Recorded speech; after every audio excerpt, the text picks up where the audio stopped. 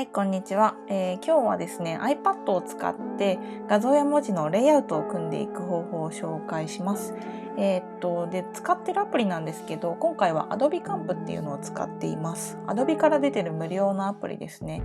で、いろいろレイアウトをするアプリ試したんですけど、私はこれが今一番使ってます。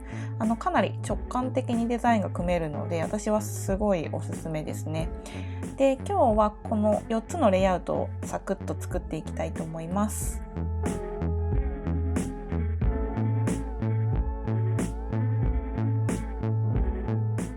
で、Adobe Camp 開いていきます。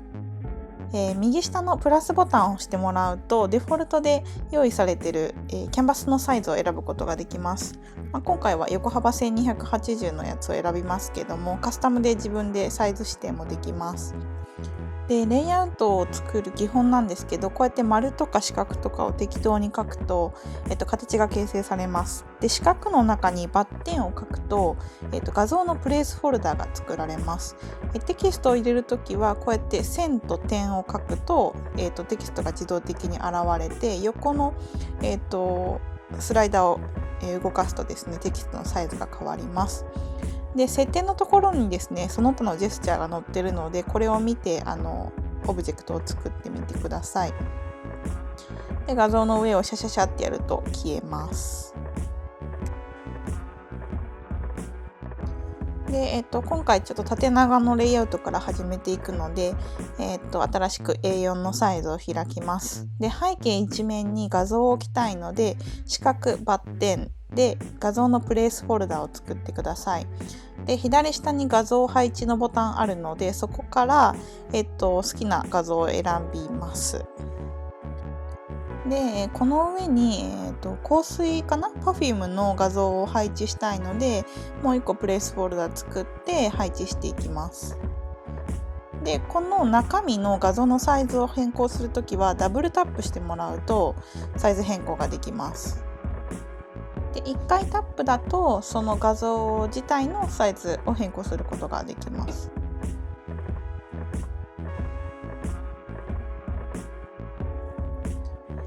で、さらに1枚画像を追加して、この香水の周りにちょっと枠っぽく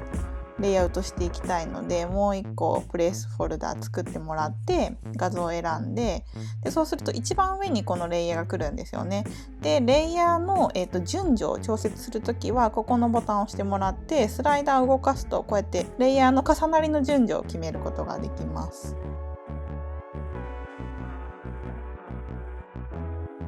で、次、横長の画像に行きたいと思います。新しいキャンバス選んでもらって、同じように、画像のプレイスフォルダ、四角で中にバッテンを書いて画像を入れていきます。で、左隣はベタ塗りの背景を置きたいので、その時は、四角だけで大丈夫です。中にバッテン入れなくて四角だけ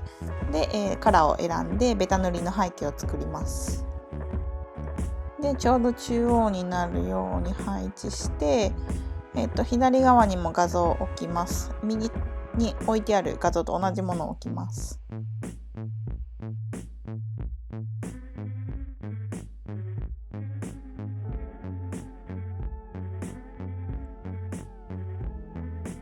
で、ダブルタップしてもらって、手でズームしていきます。かなり大きくしていきます。で、次ストロークの作り方を説明します。ストローク線ですね。こうやって長方形を置いてもらって、そこに、ストロークっていう項目があるので、そこの、オンにします。で、オンにして色とか太さとかを調節していきます。で、調節できたら中身の色、グレーになっているところの色は、透明にしたいので、ここから不透明度を0にしてもらえればこうやってストロークができます。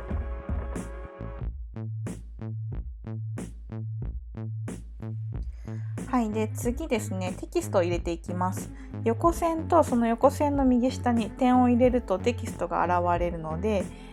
文字の大きさとか調節してもらって、その後タイプしていきます。で、テキストを打てたらですね、下のとこにテキストの編集項目あるので、ここからフォントだったりとか、あと行間とか中央揃えとか右揃え左揃えっていうのが修正できます。多分テキストはAdobe のタイプキットからダウンロードできるので、そこからダウンロードしてください。で、行間ですね、文字間とか、行間はここから設定できます。で、こういう感じでどんどんレイアウトを組んでいくので、ここからちょっと早送りで進めます。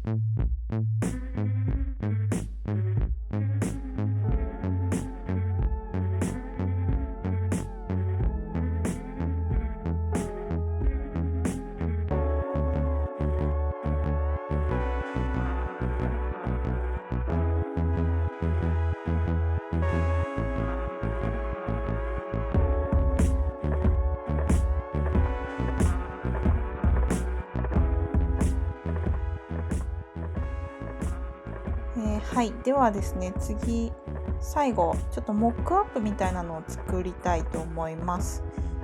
右上の画像配置の項目から、こんな風に、ちょっと Mac とか iPhone の素材となるものを引っ張ってきてもらって、配置します。でちょっとロゴも入れたいので、画像のプレイスフォルダ作ってもらって、画像のプレイスフォルダを作った時は下の、ボタンから配置してください。で、画面のサイズに合うように、枠を作っていきます。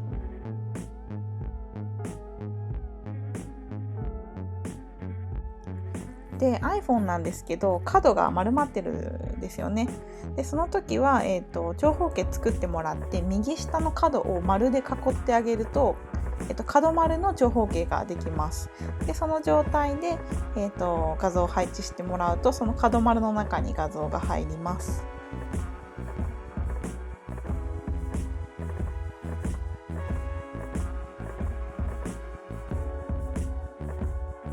で今2枚の画像が配置されている状態なので、複数枚選択したいときは、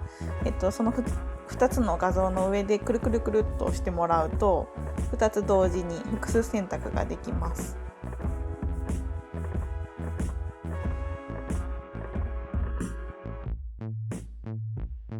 でこんな感じで完成になります。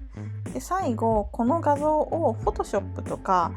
イラストレーターに連結することができるんですね。でそれはここの上のタブから、Photoshop へ送信とかイラストレーターへ送信っていうのがあるので、ここのボタンを押してもらうと、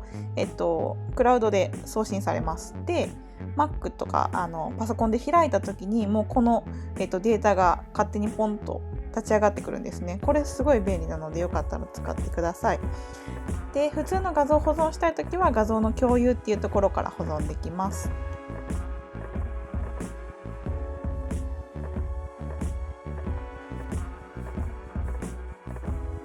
で最後、今回作ったレイアウトデザインの参考というか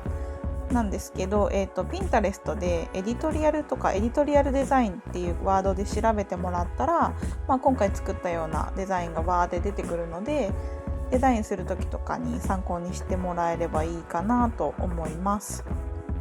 はい、ということで今日は以上になります。今日は Adobe Camp の紹介でした。ご視聴ありがとうございました。